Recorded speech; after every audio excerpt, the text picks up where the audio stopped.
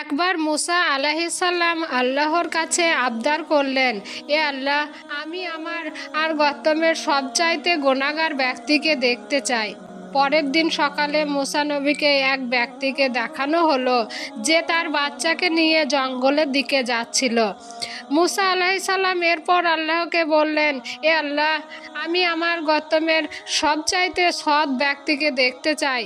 সন্ধ্যার দিকে আল্লাহ ঠিক ওই ব্যক্তিকেই দেখালেন, যে ব্যক্তিটি সকালবেলা জঙ্গলের দিকে যাচ্ছিল। মুসা নবী আল্লাহকে জিজ্ঞাসা করলেন, এ আল্লাহ, এটা কি হলো?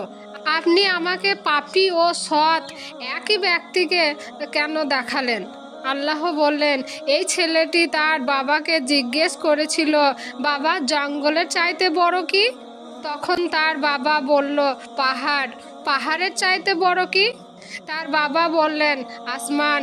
ছেলেটি আবারও জিজ্ঞেস করলো, আসমানের চাইতে বড় কি? তখন তার বাবা কেঁদে কেঁদে বলল, আমার গুনাহ।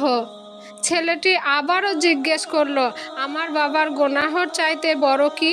তার বাবা বলল, এই পরম কায়নাতের সৃষ্টিকর্তা একমাত্র আল্লাহ। আল্লাহ বললেন, হে মুসা, আমি তার কথায় সন্তুষ্ট হয়ে গুনাহগার বান্দা থেকে নেককার বান্দাতে পরিণত করেছি।